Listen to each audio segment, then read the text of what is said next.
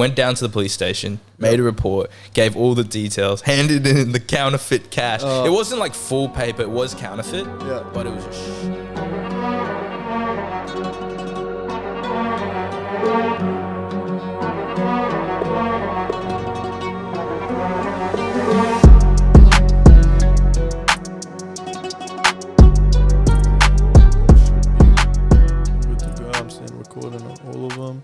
Too easy. Welcome back to another episode of Sunday Night Shisha. I'm joined today with Caden. Caden, thank you very much for coming on. It's a pleasure, A little bit of a background with Caden. We've had him on 3 times now. This will be the third time. You're probably one of the earliest guests we've ever had on. Yeah. You're definitely up there in reoccurring. I'd definitely say that. Definitely. I'd say like at least top 3. Definitely top 3. Yeah. No, 100% top 3 because it goes, it'll be Shani, of course. Lockie probably. Rudy. Oh, maybe you and Lockie are competing. I actually don't know because like I had him for a couple at the beginning, but he was in the early ones, bro. He's OG. But let's start just there as well because like you've seen it from the beginning. You've come on the podcast while I was still in high school, and you can see how much everything's changed. And obviously, like I want to parallel that to what you're doing as well because I remember you were doing music, you were rapping a little bit while we were still in high school, but now kind of releasing stuff, going with the mixtape. So let's start looking from then and then until now, talk about like what it was like your first experience on the pod because I know I've come a long way since then, but how far have you come since then as well? Dude, it's been a journey, honestly, and just like figuring out yourself. And I mean, for me personally, a lot of the reason why it took so long was just like you know, you're developing an image or a vision at a young age, right? You're still coming into yourself. Especially when you started the pod, or I even started like writing music, we were like 16, 15 years old. Like you're coming into yourself, you're learning what you like, and you're trying to like hone into it. I think now that we're at the later stages or like towards exiting your teenage phase, you've kind of figured out who you are. You know, you got your groups, you got your group unlocked. Like you're like this, you know. You have friends, you have other friends, but you know like these are people, you know. Yeah. So you've established yourself, and I feel like it's just you're having more faith in yourself, and you're understanding what it really is, and you're seeing like all the people in the game that you are in. It's just they're all human beings as well. Yeah. And it's just they've honed in on their craft as well, put in their 10,000 hours, of course. Yeah. But I mean, there's no reason I couldn't do it. Exactly. And I'm not saying I'm like, I've got it all figured out, like I'm an expert or anything, but I always say... You've taken that step. Yeah, I always, like, I say it a lot, like, I don't claim to be the best, but I am a student for the ages. Yeah. You know, I'm always learning, I'm always looking around, and that's just what it's been about. Being on your podcast for first time, I loved it, first of all, because you were always doing something early. You know, I don't think you were afraid to put yourself out there, and that was part of it as well. Like, of course, when I was writing, like, is it good enough? Are people going to listen to it? Yeah. You know, do I like it? And I think getting past putting something out, because when you do put content out or you're sharing something of yours, you are vulnerable. Yeah. You know, so getting past that as well, and just, you know, having faith in myself and backing myself to the fullest is kind of where it's led to now. And 100%. Yeah. It's definitely 100% just that having faith in yourself and just putting it out there. Because you can't, like I've had this conversation a lot on this podcast, but like if you care to, like, a lot of people care about who they are to other people as opposed to who they are to themselves. And I get building an image. I get like building a brand and everything. But if you're just terrified of what other people are going to think of you whenever you do what you want to do, you're never going to do anything. You're never going to do anything, yeah. Exactly. So you gotta jump in there. You got to get in that deep end. And I'm sure that, you know, I know, like back in the day when I was doing the potty, a lot of people loved it because like it was like a high school fucking... it was like whatever was happening. It was like the little daily dose of drama in St. Peter's or whatever. But I know people loved it, but I know a lot of people didn't like it. And I know, like, as filtering out into it and whatever, people didn't like it, and I had to take time to hone in my craft and figure out what I'm actually doing for myself as opposed to trying to build this image for other people. And then coming back into it, I've just kind of put everything to the side. Like, yeah, there's an audience and you got to tell your image and your brand to them, but you can't care too much about what, you know, people that you know are actually thinking about it. Dude, I hope that they're supporting it, but at the end of the day, you can't count on it. Bro, I even like had this one video on my thing. It was like a little bit of hate, and I was like, oh shit, so you guys are my first haters. Like, welcome. Yeah. Like, at least welcome. Like, I'm happy to have you guys, but I was like, damn, this shit actually like real. Like, people actually genuinely just comment stuff. I mean, I feel like if I got nothing like productive or nice to say, I don't really say it at all. Yeah. But one note I wanted to say was, looking at your progression as well, bro, and you can clearly see, like, at first we didn't really record much. Yeah. Like, we didn't film it, but we did like film the audio. And then you can see, like, you've leveled up each season. Yeah. And I think now it's definitely, like, I love what you've done because it's more of it's definitely more general. Yeah. Now you're like, and that's the key. I think that's one of the reasons why I love Rogan is you can listen to his podcast, talk to a neurosurgeon or like some snot Neil deGrasse Tyson, exactly, and then he'll bring on like Robert Downey Jr. or like Alex Jones or something, UFC fighters. Like he's got that variety, and I think that's what makes him so like just accepted like across all platforms. I think Joe Rogan's a massive inspiration for this podcast. I mean, probably for every podcast because he's like a pioneer. To some degree, like he isn't the first ever podcast by technicality, but he's the first one. But he really changed the game. He did, and he's number one for a reason.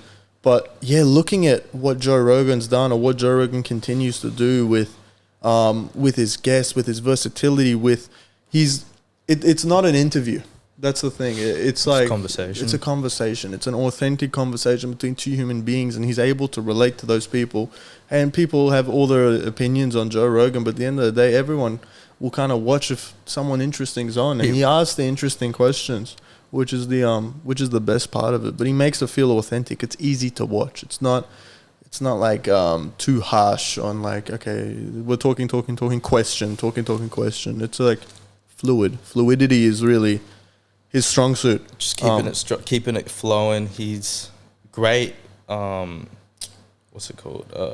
Transitioner. Yeah. He like just transfers different topics, and you can say what you want about Joe Rogan, but at the end of the day, if he walks in a bar, like you're getting a photo with him. Yeah, exactly. Like you're posting up with him. So, and that's the thing with like everyone. Like you see, even like you're in the same space as Rogan. Like you got to see him as a peer, and you got to see him just as an inspiration. Like that's 100%. what we're all here for. Even like for you, bro, just even seeing you do your thing, like we're all here to inspire, let someone do do what they're trying to do.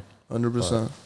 Yeah, you just got to look at like whatever game you're in and see who's at the top, and then just learn from them and make it your own. Exactly. You pay homage to, but you make it your own in some ways. Make it your own, but take that inspiration, humble yourself to realize that you know nothing. And then just build from there, take from people that do know something, getting mentors that actually are in your kind of area, or at least they have success in their area enough listening to what they do. Yeah, you need to learn to respect them and to humble yourself, to bring yourself lower so that you can actually take what they're saying to your heart. And put it into your own practice. On the flip side of that, like a lot of people nowadays take a lot of advice from people that they don't need to take advice from. You got to be selective with who you like take advice from, because at the end of the day, you don't take advice from someone you don't want to be, right? And people will just kind of like either not take any advice from anyone and just have this huge ego, or they'll just be like, I'm going to soak in everything from everyone, where it's like, you got to be selective with it. You got to look at like, is this person someone that I can look up to, someone that I respect? If you don't actually respect what they're doing or where they're at or what they've done or their work or their drive or some aspect of them, there's no reason to actually like really sit there. Like, it's honestly disrespectful if you're pretending that you respect them. Respect them, yeah. Then there's just, and also time is money. You know? Like, you're just wasting time as well when you could be doing other things, listening to other people who 100%. Care about you, keep people in your space. Exactly. I hear what you're saying, bro. It's just a lot of things to apply in life in general. 100%. I think it's hard to have your pulse on everything. Yeah. I mean, always, but you just do the best you can and get by. That's and grit your teeth and have some grit and like just do your best. Yeah. That's the thing. But let's talk a little bit about your music journey. Yeah. Because we talked about, like, with the podcast and everything, and trying to, like, find your sound, your confidence, your faith in your craft. But by technicality, how has your music changed since we last had you on the podcast? Like, it's definitely more, I'd say, speak from the heart a little more. Yeah. I talk about my own experiences a little more. Maybe even sometimes how I feel. I think also my lyrical journey. Yeah. Writing styles, writing pattern. I'd say it's improved, like, yeah, I'd say it's improved from last time. But again, I'm still, like, very new to it. Like, this is going to be my first EP, extended play, 4 tracks coming out. Yeah. I have a couple singles vaulted, like, for drop after to keep it going. But again, I'm just really why I started doing this is just for point of legacy. Yeah. I mean, I want something to be behind. I want to, like, I don't even care if anything comes from it. If anything comes from it, great. Like, we'll act when it happens. Yeah. But, you know, really this is just for me to, like, feel fulfilled within myself, doing something that I love. Yeah. I mean, I think I've really started listening to rap heavily when I was, like, in year 7. Yeah. And I just like the way how you can say what you want to say in such a slick manner. Yeah. And, like, it's just, you can say it in just such a little way. You don't even have to say it directly. You can just say it in a reference in a certain way. And I just love that. Like, the way you can just express yourself. And it's all about expression. And really, it was just for me to make my family proud too. Obviously I want to, like, it to succeed, and I want it to be good, and I want my brother to be proud of it. I want my mum to be able to hear it, like, and that's just real. I just do it for the love of the game, to be honest. Yeah. In terms of how it's changed, I've been starting to work with my engineer. His name's, we call him King Appa or Shawshank. But yeah, he's been a real pivotal team player in the making this mixtape. It's literally just us, 2 men. And we're in the studio, like, I try for like 2 to 3. But with full-time work, you know, sometimes it gets in the way. But just us being aligned with the goal and being motivated every day is just really what's pushed this mixtape from coming out. I think part of the reason why I didn't release music earlier, I always ask myself, like, why didn't I just record some stuff earlier? I think I was still finding my sound.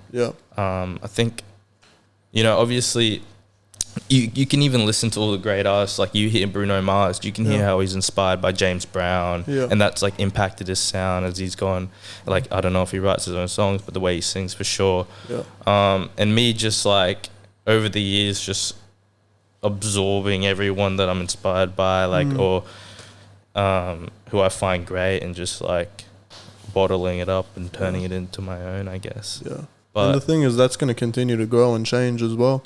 Because, like, I've talked to artists, and their sound, like, they're like, at some point they're like, I found my sound. And then, like, the next year it's like, I found my sound again. And then I found my sound again. And eventually you'll find something that is authentic and true, but even that will evolve. Like, Bruno Mars is a good example. He found the sound, but it works with the time. The trends change. Like we all recognize his voice and everything, but his sound can actually change. But that's just being adaptable as an artist. Having an adaptable sound, I think, is the most important thing. If you get too stuck in a trend and you build your sound around that trend, that trend's going to die out. But you got to have something that's versatile and that can come and go with the ebb and flow. No, I hear that. Exactly. And there were several. I mean, I'd say no track on the mixtape is the same. I'd say they're all different beats. You know, a couple drill beats, but a lot of original beats too as well. So, I'm just really happy for, you know, when you're sitting on like something, you're really excited. You know, that's just me right now. So that's just me right now.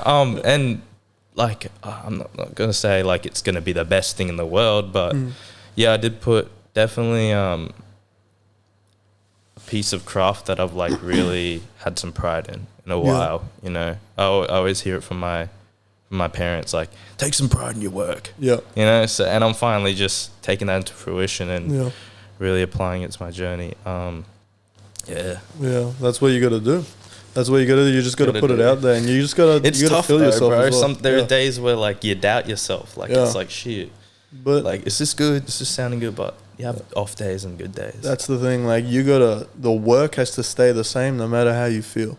Like whether you feel good, whether you feel bad, whether you feel like it's whatever, that doesn't matter. Like whether you're motivated, whether you're unmotivated, discipline. It's just discipline in your craft.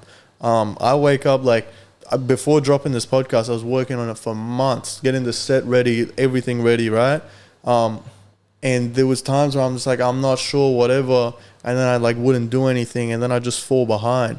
But what I've realized as I've started is like, whether my reels are popping off, whether the shorts are working, whether people are, interacting with it or whatever, it's at a pretty shit like level right now. But I'm like, I may not feel great about it, but just doing that work every single day is where that success comes from. Getting those reps in. Yeah, getting those reps in. Yeah, exactly. You just got to stay consistent with it. Yeah.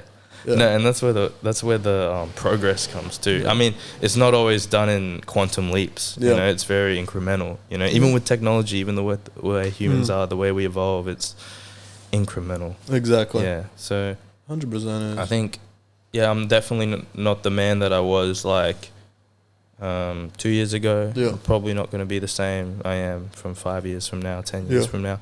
So I'm just, like I said, move, like you said, like, or even move with the times, move with the era, be adaptable.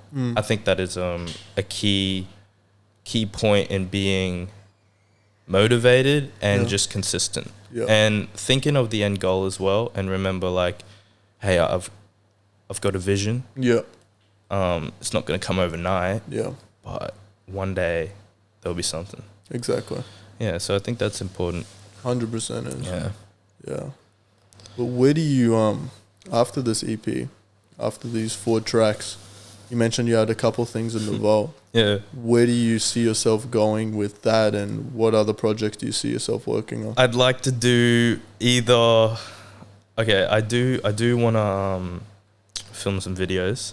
So that was gonna really be my next thing after the mixtape drop, like literally the day after the mixtape drops. I'm literally, or even start playing, but I gotta figure some things out first. But yeah, definitely video. That shouldn't take that long.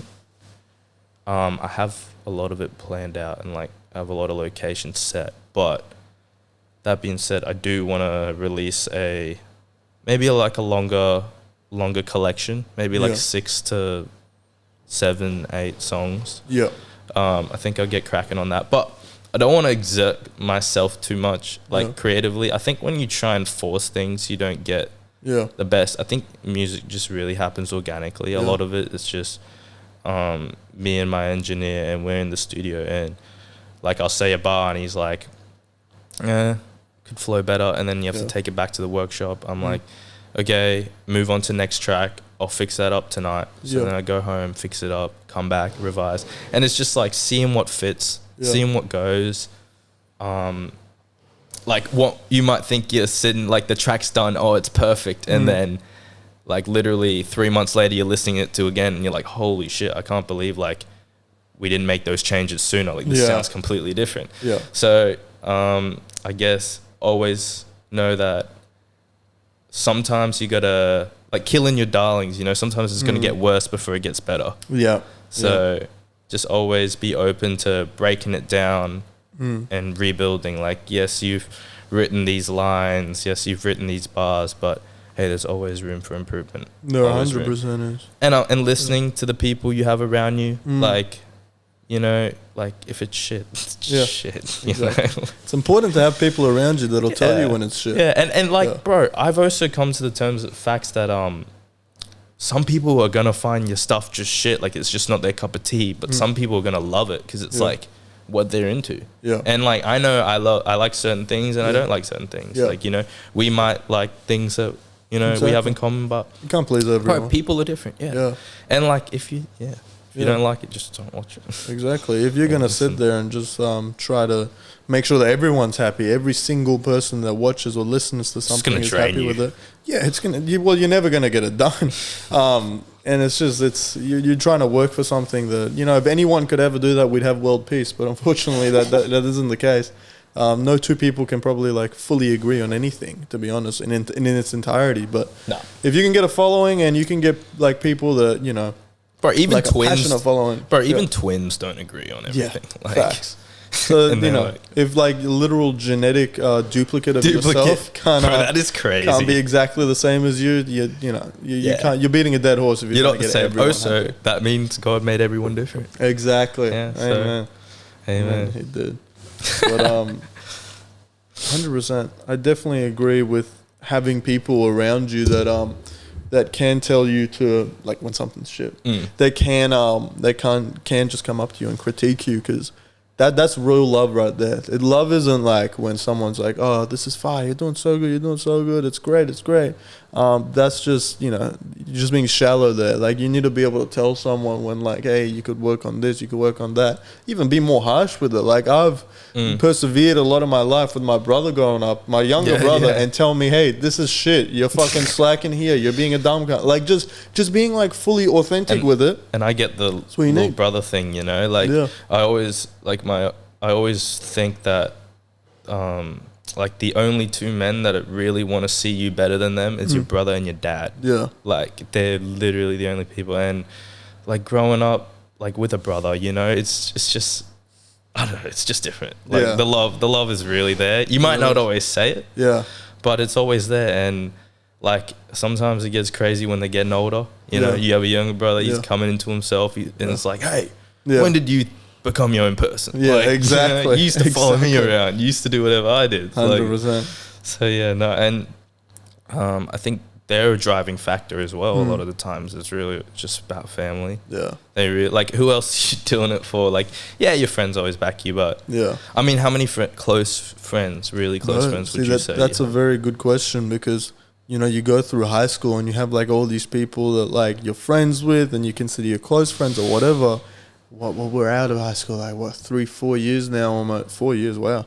And I've realized that, like, who do I have left is like, especially from high school, one person, bro. Dude, that line is like, that is the most relatable line. Yeah. Who do I have left? Just one guy. Yeah. And that's, realistically, you just cut out the fluff, to be honest. Like, and it's no hate to anyone else. It's just people grow apart. People have like different things to do. And it's just life. Things don't align. Yeah. But that doesn't then you realize who's real in that.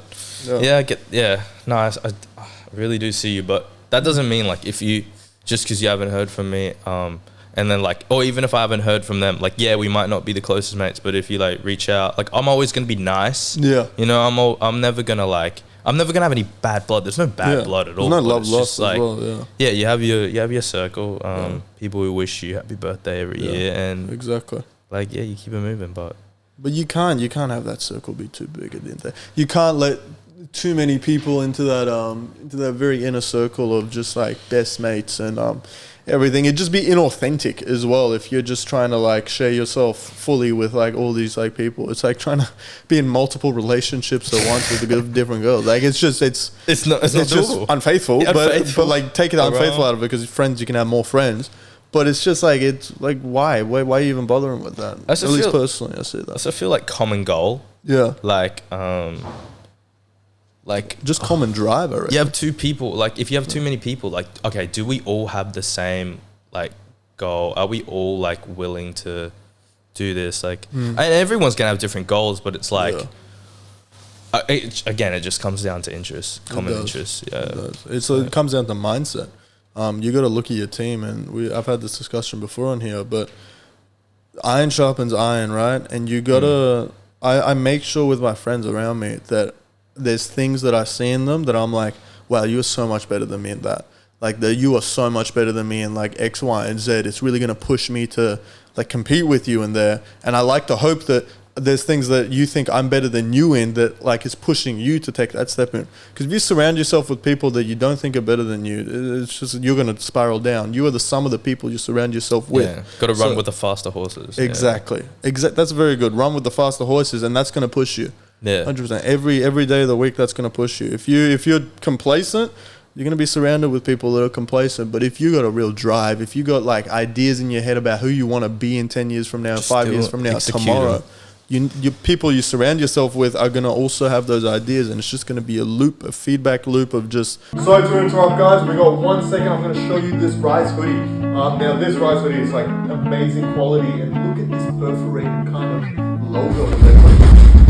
Who the hell is knocking at this time, bro? Like, how am I... I'm trying to film an ad, bro. What are you talking about? Who is this? Oi. Bro, who the fuck... 15% off cunt. Positivity and pushing and competition, but not jealousy. The moment you add jealousy into that, the whole thing falls apart. Competition without jealousy, and it's a fine line to walk through. Envy too, like, you got to be content with yourself. Yeah. You got to know you're on your own journey. Yeah. You're traveling in your own lane. Yeah, you're probably even paving your own lane. Yeah. You know, so like, why worry? Other people creating lanes too. You know, that's fine. Like, they're doing their thing. I'm doing mine. Yeah. Like, it's all good vibes. I think like it just should be like, I don't know, but I think the world is flipping a little more. There's a lot more love going out there, a lot more I even see in the comments sometimes with just videos like, yo, that's sick, like, good job. Like, there are a lot of positive people out there. And I think a lot of, maybe you got to give people the benefit of the doubt. Even the negative comments, like, are they having a bad day, what's going on? Like, we don't know. People got stuff in their life, but hey, bro, you're doing your thing with, like, you just got to stay on it, stay on that grind, stay on that dean. That's all there is to it. And you got to take all the negativity that people put out there and just listen to it, but don't give it too much attention at the end of the day. Like, maybe there's actual good critiques I've realized, and that comes with humility of looking at haters and saying, like, damn, maybe they got good ideas there, but I just don't like the way they're presenting it, whatever. But you can't give it too much attention, because the moment you give it too much attention, it just consumes you, and you just end up the whole problem of trying to please other people rather than find out who you are to yourself. Just catches up to you. Yeah. Especially with crafts that depend on people's opinions, because ultimately podcasts, music, all these things, you need other people to be tuned in. Yeah. Bro, that's crazy, isn't it? Yeah. That's kind of crazy in a way. Yeah. What, that you need, like, people to rock with it, to like your stuff, man. Yeah. But yet again, I'm happy, like, as long as it's out there, like, on all streaming platforms, YouTube, bro, even if it's got 10 views on it, bro, like, I'm just happy, like, it's out there. Yeah, like, I'm just happy, like, oh, it's a body of work that I've put out. Yeah. Spent time on. You're expressing yourself. Put it out, yeah. 100%. It must be a great feeling as well to finally come up to releasing all that. Yeah. Well, and again, like, the shots, like, the cover, I was like, oh, what am I going to use to cover? And I don't know, it's just been a process, but I'm excited now to really, like, got distribution up. It's just a matter of time. Like, again, like, people, working with people again, like, getting the times going. Like, my engineer, you know, he's got life as well, so it's like, sometimes it's always not on the deadlines that you want. And I never want to say that something's coming out, like, in this week or next week, and then it doesn't. So I will never, like, announce it until it's like literally done, and then just have to press a button. Exactly. But it is very close. Like, literally half a song left to mix, master, and then just typing it out. Just putting it on. Exactly. Yeah, but people, I didn't realize how much of a process it is. Like, I had to do a bunch of, like, Googling, like, getting 100%. Distribution, becoming an artist. Is that the same with getting a podcast on Spotify as well? Sort of. I remember back in the day, you had to. There was all these different distributors. You had to go through. I think I went through Anchor back in the day. They were really good. You get an RSS feed and you pop that into everything else, and it posts it to Apple Podcasts, whatever.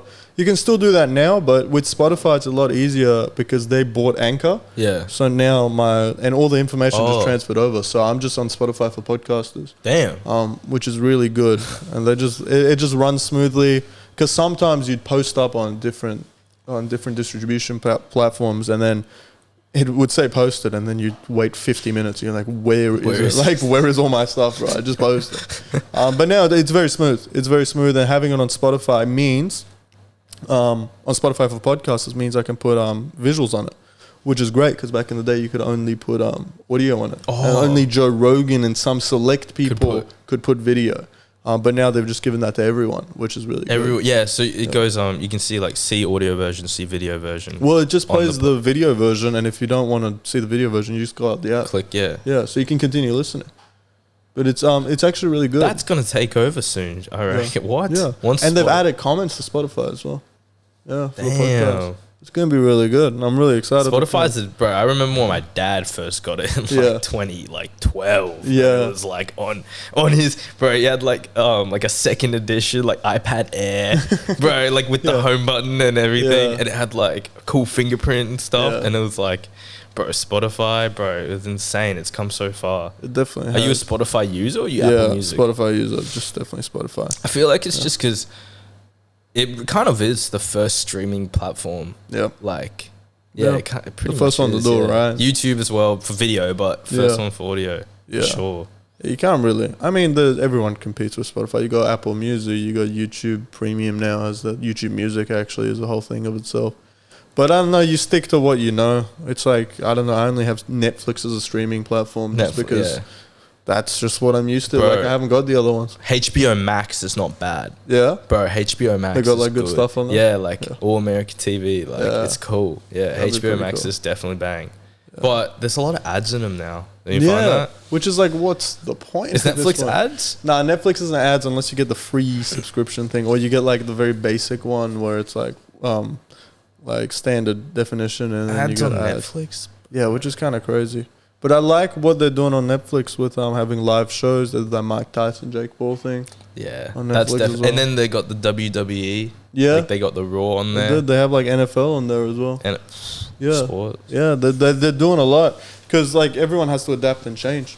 Otherwise, you know. Otherwise, it won't be at the top, and they can see there are other competitors coming on, like like Binge. Disney Plus. Yeah, Disney Plus is buying out everything, so they're probably seeing that and they're going like, "Damn." But yeah, no, I think it's just all consistency there. But that's the thing with Disney though. They were around from the beginning, so they have all these like movies that they've been making for like 50 years. Yeah. Now they can utilize all those licenses. Yeah. It's OP. It's crazy. But yeah. It's crazy how much pop culture is like changing as well. Bro. But that's just the nature of the game. But like you look around and I just think of like, because just seeing you has reminded me of like when we were younger and like what everything was like then. Like XXXTentacion was popping, like SoundCloud music was just like RIP for real, but like Lil Peep, Juice WRLD, RIP to all of them actually. Dude, wow. But yeah, you got like all those artists were popping at the time. I don't even know like the way even that people sound, dressing. Sound and the way the video was filmed. Yeah, it's just different. It's very different now. Like drill wasn't as much of a thing as I don't even remember drill back when we were younger. Maybe like some UK drill popping. Bro, 1-4 was just appearing, but yeah, it was like drill. Drill came like a bit like drill popped off a bit later. UK drill popped off a bit later. And then like you had grime. Like I remember you were younger, you probably listened to grime, but like Stormzy. Yes, yeah. Like, but I think now it's just UK's taken over a lot. And I think rap's just taken over a lot. Yeah. I don't know where it'll go. I think you just gotta stay with the times. But honestly, if you're on something fresh and you're trying to keep it fresh, you're like taking inspiration from other people, but not biting. Yeah. But taking inspiration, seeing like, hey, where is everyone going? What's going? Like, what are people reacting to? Yeah. Honestly, I'm not too worried. Like, I think I like change. Yeah. I think it's good. I think it challenges you. So.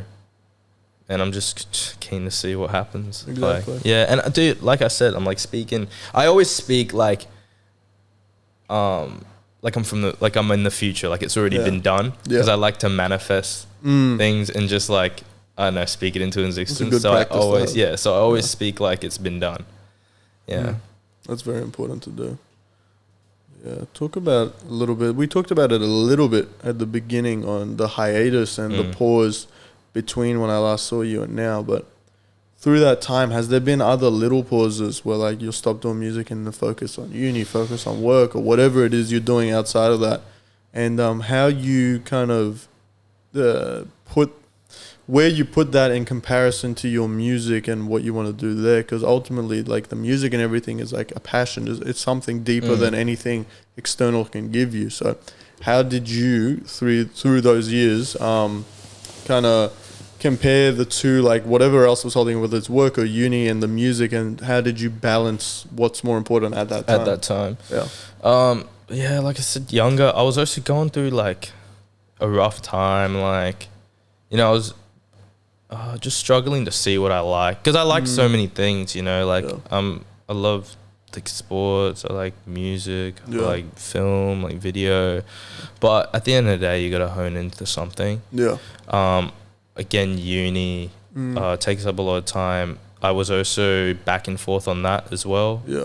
Did 1 year of psych, realized, and I don't, please take this in the best way, but like I realized I don't really care that much about other people's lives to be, I know that sounds bad, but to be doing psych, like to be doing psych, I think it has to be a very special person, and you have to be really engaged with, you know, doing it. And I think also, like, no offense to all the people studying psychology out there, but for me, I think it's really sick just like being in someone's head all day. Like, and then like, it kind of, you got to think about yourself as well. If you're surrounding yourself with that negativity, you know, you don't go to a psychologist unless you have a problem. Exactly. So I think if you're around that all day and you're trying to find solutions for other people's problem, and I know people say, oh yeah, compartmentalize. Man, it's hard to. You come that, like, it's not just like you can walk through that door and just be like, some people can, but I don't know. My deepest thoughts come from when I'm laying in bed at night, late at night, and that's when I get most motivated too. I think the trick is, I think a lot of people do. That's why people rearrange their room like in the middle of the night. But I think the important thing is carrying it over to into the morning when you can really get things done. And staying true to it. It doesn't stay, like, allocating time is important. I really do think that. And again, that comes hand in hand with me getting a handle of managing my time, understanding that time is precious. And I think that's really been my key this whole time, just time management, time. I know it's so simple, but for me, growing up in school, I never had that. So everything was kind of in place, and I was just missing that one key component, which is just comes with discipline as well. And I think now I've really got it on the niche. I just understand there's no way around it. Like, you're just going to have to put in that consistent, whether it's 10 hours a week, whether it's even 15 minutes a day. Like you said, reps. So coming into that, and also finding my flow, and also finding the passion and the grit again. I love, like, if I'm going to do it, like, got to go all in. So otherwise, what's the point? Exactly. Like, you can't treat, and I've said this before, like, you can't treat what you're doing as, whether it's music, podcast, whatever, as a hobby. Because if you treat it as a hobby, you're not giving it your all, right? You can't have your cake and also eat it. Like I've said, word for word, I've said this before. Like, if you're going out partying every night or whatever, but you also want to be a musician, you want your side project to really blow up, well, then you got to give that up. Then you got to give up the fluff. You got to give up and maybe it's not even something big like going out. Maybe it's just like you scroll on your phone when you go home. You got to give that up. You got to be disciplined enough to say, like, there's two types of pain. Everyone always says this. It's like the pain of discipline and the pain of regret. Because you're going to be sitting down 5 years from now and you're going to be like, I wasted so much of my life on meaningless things that have given me and no you know it's now. Coming. You know it's coming. There you're you like, go. if I don't act now, it's coming. But you got to push yourself. You got to push yourself every time. And it's not going to be like a upward battle of like, okay, so I'm going to put my phone down and then I'm locked in for the next 2 months or whatever. For me personally, it's like, okay, I'm like doing my work. I'm like, oh, I get distracted. I go on my phone. I'm like, nah, I got to put my phone down. I do that, and then I'm doing my work again, and I'm like, I get distracted again. I put my phone down again. It's just fighting it every little second. Like, you got to take it second by second. 2 steps forward, 1 step back. Like, exactly, and it's a daily thing. Everyone thinks like, oh, I'll do it tomorrow. There is no tomorrow. Like, there is no tomorrow. There is no tomorrow. Like, you cannot do anything tomorrow. You got to do it all right now. And you could be dead tomorrow. Yeah, so you got to like do everything you can in this exact moment, and that's the mindset you got to have. Shit, that guy just makes me want to release everything. Release it right now, bro. Right.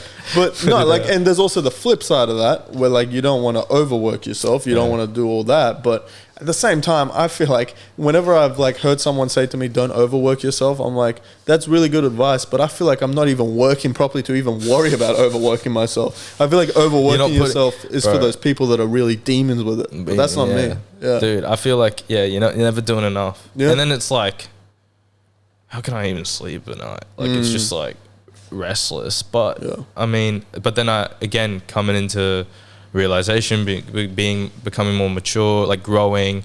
You need your sleep. You know, like I'm just not as productive. And then like you get your sleep and you're ready to start the day. Do it again. Like for a long time, the day and the night it blended into two. Like there was just no structure. So I think, but also that did a lot of it. It helped me get a lot of the songs done. That unhealthier, younger mindset, day and the night are one. I'm working while they're sleeping. I've got an edge, but I think when you're younger, that's manageable. But when you're older, you gotta think of it as more of a business standpoint and a structure, especially with operation. What you just mentioned about like working into the late night. I still do that a lot. I still do that a lot, bro. Like, and it's like staying up till like 2-3 a.m.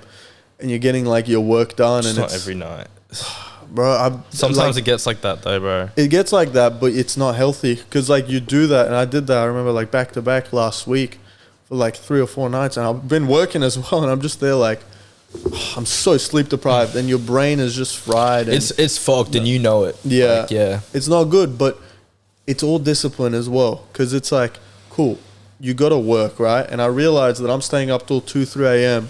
I was just like, am I getting 2-3 a.m. types of work done, or am I like getting work done and getting distracted? So I was just like, let me take out the fluff. Realistically, I can still get all the work done that I need to get done and be disciplined enough to go to sleep on time, because I need to do this tomorrow.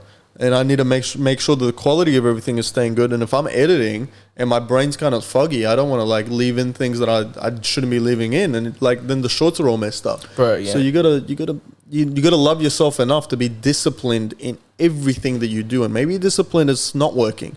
Maybe discipline is like going, okay, after this time, I'm just gonna read a book. I'm gonna read a book and I'm gonna go to sleep. Go to sleep. Yeah. That's what there is to it. And then quality over quantity as well.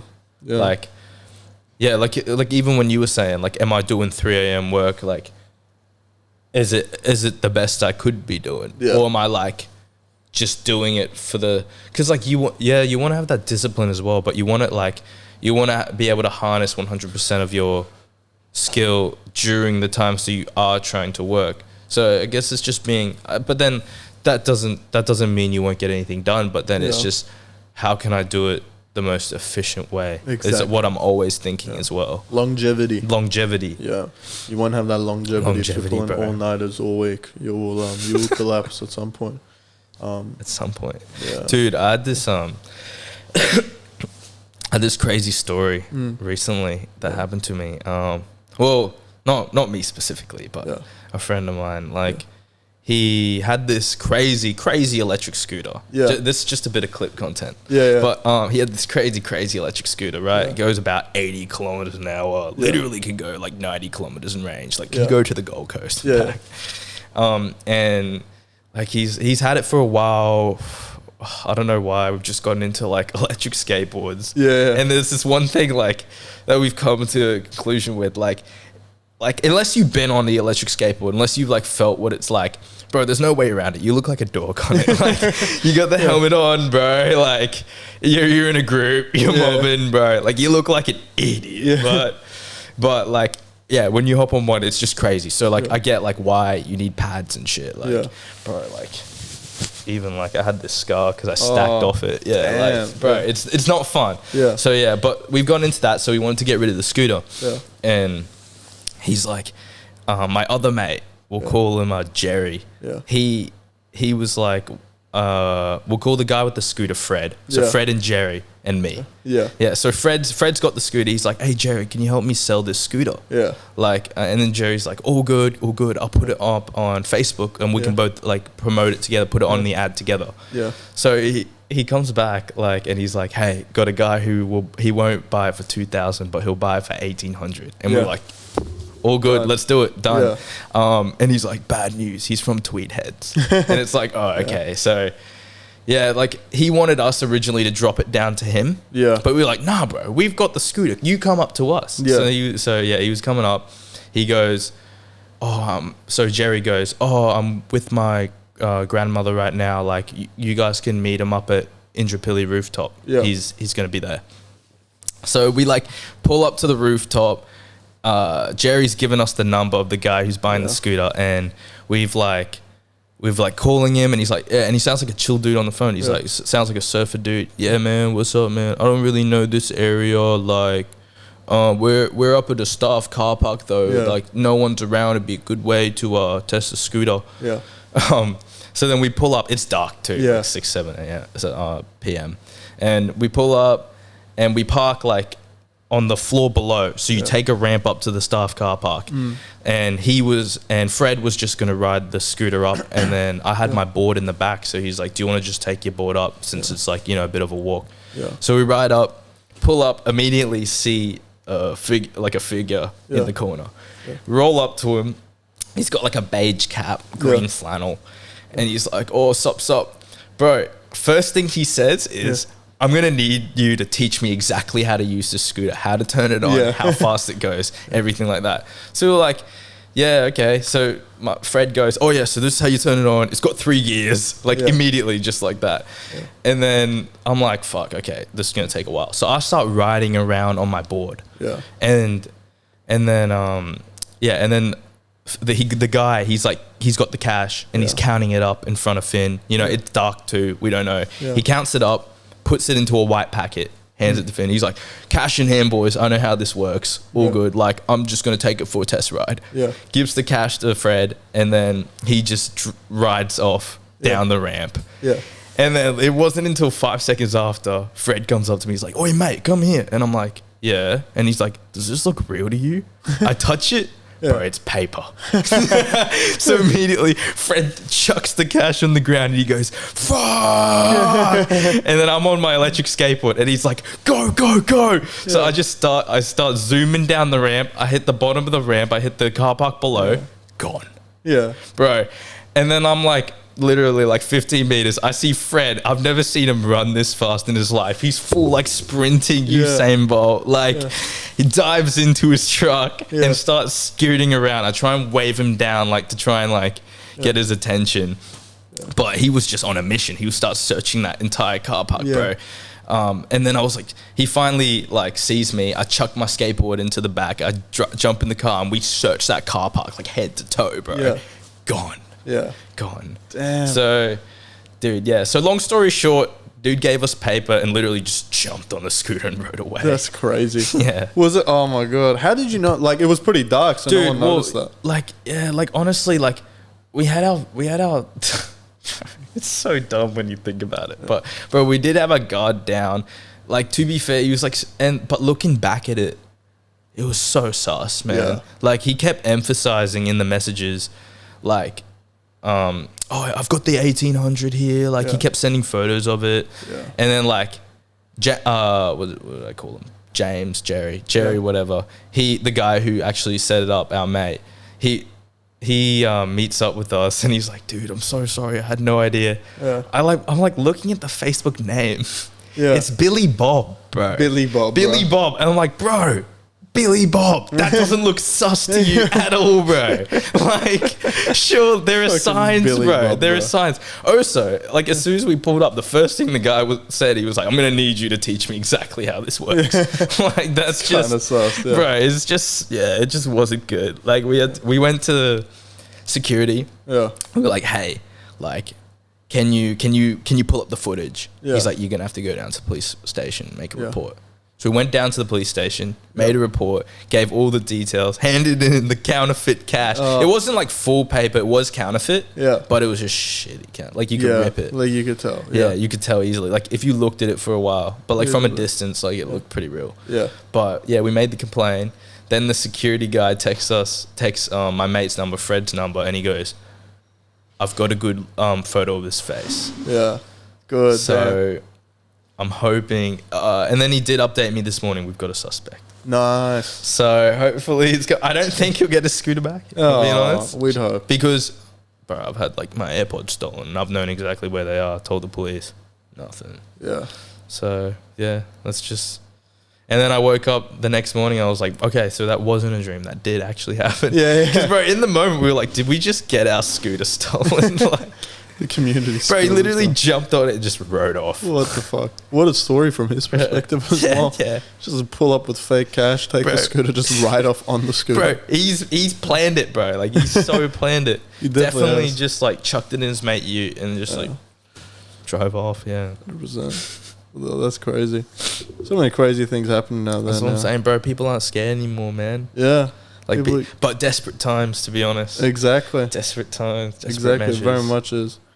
But everyone's trying to get a leg up in one way or another. Yeah, everyone stealing scooters or a side hustle. But then, like, bro, like, what's the point, man? Yeah. Like, surely, bro, like, even I think about it to when I was younger. I used to sneak out of the house. Yeah, bro. It's like now, it's like, bro, like that's so much energy. Like, bro, I'm comfy in bed. Like, exactly. Like it's raining outside. I don't want to do that right now. But when you were 16, you were like, bro, let's go. Let's go. You had like that energy, like zest for life. Yeah, you're like that. Just want to get that experience out. Yeah. But you're right, you mature a little bit and you're like, oh, let's just, have a coffee, bro. Like, let's just do like some like pretty standard activities. Like, you want to go out tonight? I'm like, oh, not really. You want to go like sit in a bar? Like, what? Everything changes. You mature. Sit, watch a movie, man. Like, No, but I still have like a lot of energy for things. Obviously, like our passion and things like that. But, I guess when you're at that point, you're solely just like fully committed to your goals, I guess. Yeah. I don't think there's much. Like, I still enjoy like going out and enjoying myself. I mean, you have to like at times when I'm trying to force it, I just take a step back for a month. Don't really think about much 100%, and just like let it come to you. I think even going outside, I like to take drives and just let the inspiration come to you. Yeah. I think a lot of the times in terms of structure in the work, I always ask myself questions like, what do I want this song to do? Who's it meant for? Exactly. Who am I writing it for? The mixtape, a lot of it's for myself and my family. Yeah. And my partner, like, and just having, it's just, I don't know. It's different areas because a lot of times I'm making it maybe a year or a couple of years later. I have it written down. Maybe I haven't recorded it. Yeah. But it's just timing, I guess. I always say like train in the era that you are. Like train or hustle like you're in the 21st century. Like because you are in the 21st century. Like this, you're in like 2025, boy. Like we're going into a cybernetic. Like experience, and it's only going to get crazier from here. Like our lives are literally, I really see it changing a lot. And again, it's just as you get older, just train with the times. You can't be like from a boxing standpoint, like you can't be boxing like, I mean, yes, Muhammad Ali is great, like and he would probably kill me, but like if he were to take it into the modern day heavyweight, it's just the way they're training, the explosiveness, like it's not the same. It's different. Exactly. So train in the age that you are in, This is true. Yeah. This is very true. That's what I find. Yeah. But again, just be yourself. Yeah. You're never gonna be able to be someone else better than you are yourself. Yeah, exactly. And dude, someone's gonna gravitate towards with what you're saying. Yeah, but in terms of so like I was saying, bro, cybernetic. Like I really feel like we are genuinely going to become cyborgs at some point. Probably. Like you've seen it. We've been through that industrial revolution phase. Yeah. You know, machinery. Yeah. Now, like, it's just to the point we're using AI. Even it's literally Tony Stark in like Friday or Veronica. Like, bro, he just pulls it up everything. But like it just gets scary because. I mean, when you can be looking at your phone, you see someone on the bus, they're texting, you know they're talking to someone. Yeah. What happens when this is in your head? Yeah. And I'm talking to you. Yeah. And this device is pinging your one. It's just... We'll be more connected, but we'll never be more disconnected as well. Yeah. Yeah. But like, what if you can literally dive into like a simulated reality, sit here on a couch like this. Yeah. Like Black Mirror. Yeah, like Black Mirror. But then it's just levels upon levels upon levels. I don't like this. It's so immersive. I don't like that because then... The reality starts to collapse on itself. Because then you don't even know if you're out there. Yeah. It'll mess with you. 100% will. It's scary. But I don't see it being any different than like jumps in like technology in the past. Because like you go... Even with an experience, like you go into a festival, you go into like a really augmented reality where it's like lights, music, whatever, all that. There's always the feeling when that ends. Like you got this like this, it's like this lingering feeling of like, whoa, of like what you just felt there, right? That was insane, yeah. So that lingering feeling is going to stay, like even when you play games, that lingering feeling stays for a while and then like your world is like, for a little bit, determined from that. It's like that energy passes off. So it's just going to be that to a further extent. Dude, with AI and VR. You make so much sense. Bro, even with people were talking about post-Avatar depression. They'd come out of the movie Avatar, the Na'vi, the way they live. They like fall in love with it. And then like they go back to like their car. Yeah. And they hop in it and they're still thinking about Avatar and they get depressed. Yeah. I always have that when I go to the cinema, watch a movie. Bro, and then you walk out and the main character's your new personality. Yeah, exactly. I watched, oh my God. Bro, I remember I watched June, right? I love, June is my favorite movie, part 1 and part 2. Yeah. Literally.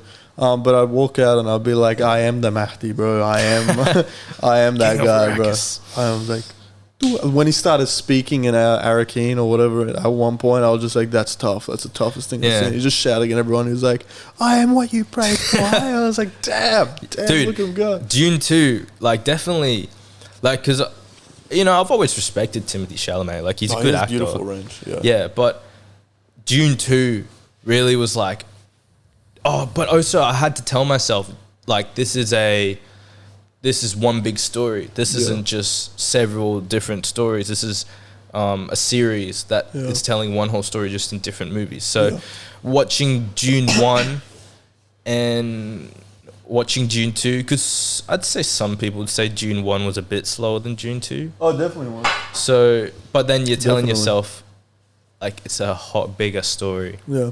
So I really enjoyed Dune 1. I really appreciated, like, and then once, like, because I watched Dune 1 in cinemas and then didn't watch it then, and then I watched Dune 2 and then came back to Dune 1. Yeah.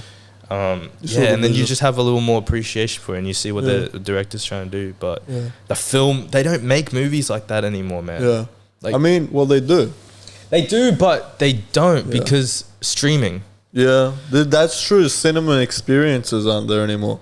There's still, you're absolutely like, if they're going to put money up for it, it's got to be like, I don't know, because back in the day, I mean, people were willing to spend the money to make production. Yeah. But now, like, it's like, okay, is this movie really going to pop off? Like, why should we put it in the cinemas? Or should we just chuck it on Netflix, do a deal with Netflix, make it happen there? Yeah. Where it's a lower quality, but... But it just depends. I feel like even on Netflix, there's some like really, really good films, but they don't need to be in cinemas. Someone like Christopher Nolan, I'd say definitely his films need to be in cinemas because like you need that experience. Like it's a whole world you step into. Yeah, it's just different. But like I remember a film I watched on Netflix. It's like with Tom Holland, a couple other people, one of the Skarsgård. What was it about? It's called The Devil All the Time. Oh yeah, I saw that one. Yeah, but something like that. That was like direct to Netflix. Amazing film. Yeah, I love that film. That was great. Actually, I don't think it needed to be in the cinema. It would be cool if it was. But something like that, it can still get its point across and still be an amazing piece of like art. without going to cinema. But you're absolutely right. It's changed I remember when Netflix and all that was popping off, everyone's like, well, I'm not going to go to cinemas anymore. Because, like, you can just watch it at home. Yeah. But I still see value in cinemas. Like, definitely, I agree. It's like that experience. That's the whole thing. I mean, bro, watch Sinners. Like, that brought me back. It was like, damn, like, this is quality. Like, this is quality again. Like, people, and I love when people come together to make something. That's why I love movies. Like, they come together. It's a bunch of different artists. Yeah, you know, just arting. You see the image. You see the movie art. You're like, damn, that looks sick. Yeah, it's so sick. We'll never forget I've always loved films. I've always been a huge fan of Martin Scorsese. I just love his films. I love that storytelling. Yeah, I'm just a huge film nerd at sometimes. I've never, like, I wish one. What are your top fives? Oh, that's a really good question. You do a top 10 if you can't narrow it down. I reckon I got a top 5. With my top one, Schindler's List. I thought that was the most amazing film of all time. I've only watched it, like, it's one of those films I can't really watch more than once, just because it's just emotional. Okay. I really loved it, but I haven't watched it in ages, but it was just so beautiful. Probably the second film was a Martin Scorsese film called Silence. Have you seen that one? Is it recent? So, not really. Yeah. It has Liam Neeson and Anthony Garfield in it. It's about two Jesuit priests. They go to Japan Andrew Garfield? Andrew Garfield. Oh, really? Yeah. Oh, I love Andrew Garfield. Yeah. He was so good in it. Oh my god! But like, these two Jesuit priests go to Japan and they're trying to, you know, find their father that was there, and there's massive Christian persecution there. So it talks about the silence of God in times like that. And it was just and Martin Scorsese, again, the auteur kind of knowing what they're talking about or being of that world. Martin Scorsese later in life, he's gone from mob movies and whatever into spirituality because he is a Catholic. And you can see how that's affected his movie. Exactly. That's sick. But it's like Schindler's List. It's a good, amazing film. And I'm sure Martin Scorsese, if they gave him that script, could have made a really good film. Yeah. But it's an amazing piece of art because Steven Spielberg did it. Because he's a Jewish person. He looks at that and he connects to that issue, right? There's like movies that Spike Lee does. They do well because Spike Lee did them. Yeah. Right? And you could give that script to someone else, but like it's not going to do as well because you're not part of that world. You're not part of that whatever. But you have to have some passion behind it for sure. Exactly. Because then you're just not going to like think of it in that way. Like it's just not going to be as passionate to that person. Yeah, exactly. No, I hear you. Yeah, but I'd definitely go Schindler's List, Silence. What will my next three be? Probably June 1 and 2 I'll put together as 3. I actually really love those movies. Goodfellas, big fan. Dope. And then definitely Scarface. I think I love Scarface. Yeah, Scarface is dope too. Yeah, it's not the super like most arty top 5. I love some arty movies here and there, like I don't know, Midsummer and like all this like different type of A21 films. Yeah. I love their productions, but yeah, like that's definitely the things that are close to my heart. Goodfellas, I remember I loved that for ages, and I still watch that all the time. Scarface, I watch all the time. But yeah, June 1 and 2 was like one of the recent ones where I was like, damn, that's film right there. June's quality, bro. Yeah, June is quality. It is. The Minecraft movie is actually no, that's probably number 1. Have you seen it? I haven't seen it yet. Chicken jockey, bro. I was like, my brother saw it, and he's like, bro, you know Jason Momoa's in it, and I'm like, bro, what's Jason Momoa doing in the Minecraft? And I was like, what character does he play? And he's like, oh, it's kind of a weird character. Like that's weird. I love that. I love that Jack Black's playing Steve. Jack Black's playing Steve. Fair enough, bro. Dude, and like, I would watch it. Just because, like, bro, everyone's played Minecraft growing up. Bro. Yeah, I don't care who you are, bro. You played. You've had that 2-week Minecraft phase, bro, on and off. Yeah. You went up to your parents and you were like, pay $7 to get the mobile pocket edition. Oh, that was the days. Bro. Pay $7 of your adult money to buy me this game. I'm trying to play with blocks right now, bro. Yeah. Bro, you have like your own town. You're sporting some pigs. Bro, everyone tried to catch a pig, man. Yeah. Yeah, so that's probably watch it because of that. Yeah, that's the way. The nostalgic factor. Speaking of times, bro, what do you think in terms of the technology that's coming out, what we are able to do in terms of genetic engineering, how we are able to influence genomes, change literally the DNA and the makeup of something and make it into something else. Yeah, I think that's crazy. That's playing with God level things. That's right what there. It's insane how technology is kind of changing, but at the same time, it's not that concerning because I'm like, yeah, cool. Technology is changing and everything, and everyone can augment the actual reality that exists in all these different ways. But you can only work with what God gives anyway. No one can make something exist out of nothing but Him. So I'm like, fair enough. It's changing things, but is it really? Like, did you create like a speck of dirt? Can anyone? Like out of nothing, do that. Just make a speck of dirt. Make a speck of, like, manifest it. And then a scientist would say, like, oh, well, we can make a machine. It's like, no. Forget the machine because that's not yours either. You're taking things to do that. Can we make material from scratch? You can't. Well, without even anything, right? Because the whole idea is like we're getting closer every day to being God, right? But you'll never be able to create something out of nothing. Damn, bro. Right? So it's at the end of the day, it's like, yeah, you can try to change things and try to elevate yourself to that position. Yeah. But you have a good way of thinking, man. Yeah. Yeah, dude, we are kind of just terraforming the earth. Like, we're never actually... Yeah. But what about, like, planting a tree? And, like... Well, you're given that seed. Seed as well, from the earth. You can nurture it. That's where spiritual sanctification comes from. It's nurturing what God gives you in this earth. Because if you keep trying to pretend like, no, I'm going to create this, I'm going to create that, you create nothing. Humble yourself. Sit down and realize that nothing, nothing is promised to you. Everything is given to you. Right? And nothing is yours. So that just allows you to sit down, realize that, and then work with what you're given instead of work against the grain. Try to tear that tree down and turn it into something like, it's humans, what we do. We're given something and we create something out of it, but trying to pretend like that isn't a blessing in itself is, it's crazy. But you got to work with and nurture the seeds that God gives you. Yeah. Use the fruits of his labor. Yeah. Fruits of his labor, bro. Yeah, and dude, that's one thing coming into just also reestablishing faith as well over the past 4 years. And because, dude, there are just days where even they're just not going your way. Yeah. But somehow, what could have gone really bad actually went really well. Yeah. And you just can't help but know that. And exactly. I think, just developing your own relationship. I really encourage people to just, I think, educate yourself. Yeah. I think when you're young, you don't understand a concept, so then you don't seem to dive into it too much. 100%.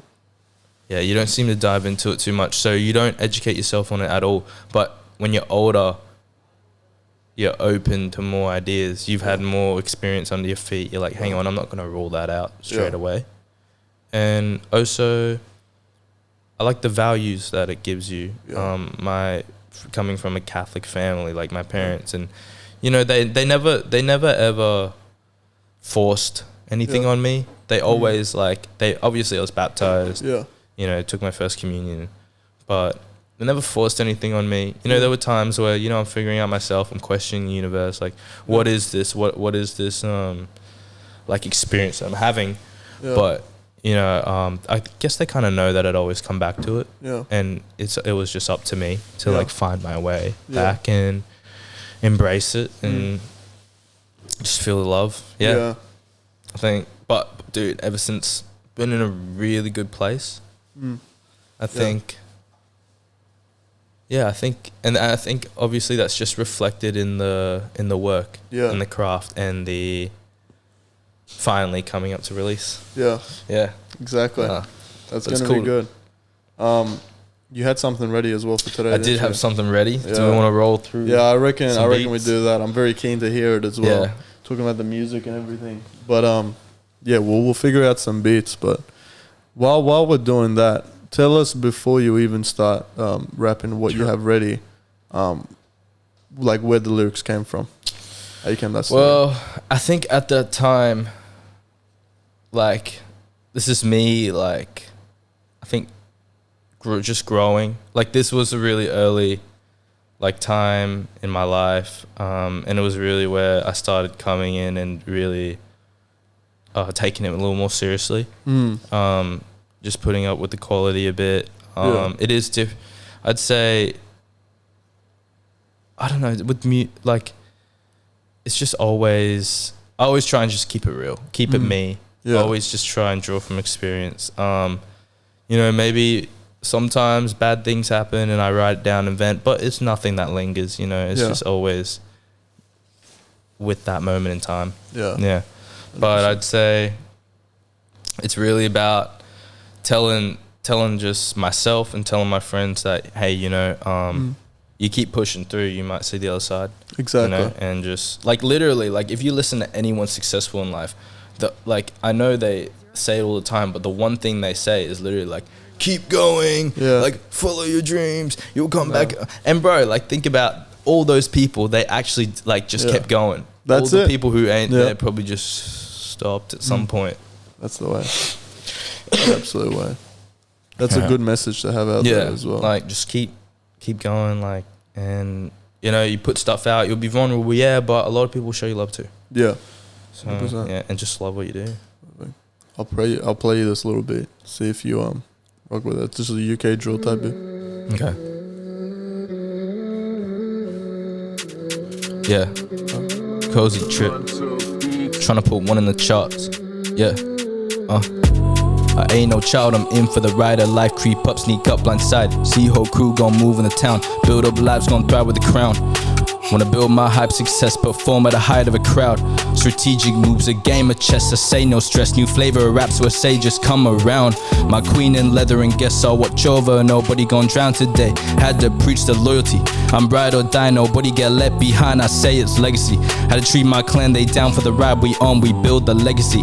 Empire built in bloodline, limited time to make my moves. The truth is all I drive for a line, a plane could break, but a chance to take. Toss one up, it's a flip of a dime, it's risk and reward, I'm making the call, this mind that chooses. How you like my rap, I'm dragging in fresh, I'm bringing the fusion. Inspired by Houston, I'm bringing my sound, I'm bringing the twist, she bringing the motion.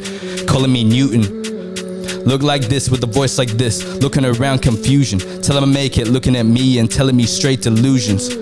But it's not an illusion, I'm telling my truth for the students. Drop one tab, they think they're enlightened, but I've been there, they calling me highness. Feeling so righteous, dark night rises, couldn't explain it, the feeling is priceless.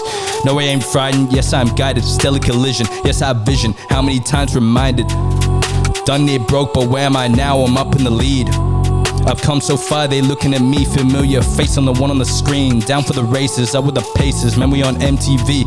Wanna drag me away from the focus, cause I'm so close to the dream. Nowadays everyone all copy and paste is weird to me, you just believe. They know I'm the one on the wave, I'm here, I'm the savior. Yeah, I'm all heightened, something like Titan, fighting like Tyson. Hidden submission, they need descriptions. Gap in the opposite, we work a transmission, hidden collision. That was just on the fly, but I was like trying, That was so, what the fuck? That was so good, bro. That was, that was like perfect to the beat as well. That was a different beat too, so I was really liking the test. Like, I was just trying to flow on it. Well, I thought we were going to have to like try a couple different beats. I was just like, what about this one? And I was just like, okay.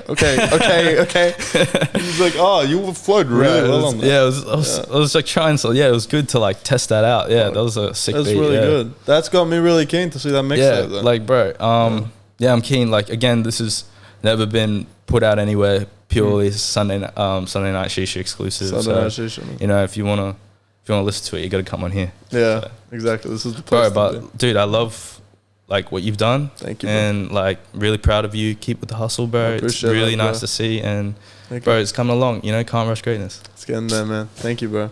And I want to thank you as well very much for coming on. You know, being the top 3 recurring guest. You know, it's not easy work, but I appreciate you doing it. But yeah, it's been good to see you grow over these years and kind of parallel that to my own growth as well. I mean, we're all here to inspire each other, you know. Exactly. And, and I love that we're out of Brisbane. Yeah. You know. Exactly. I love Brisbane. I do love Brisbane as well. Yeah, I love Brisbane. You know, we're not the best. We don't have the greatest stuff, but you know, but it's home. It's home. Exactly. It is just home. Always home. What it is. Yeah, but that'll be the episode. Yeah. Right there. So thank you very much for watching, guys. And tune in next week as we talk about whatever we're doing next week. So we'll see you then. Bye. Peace.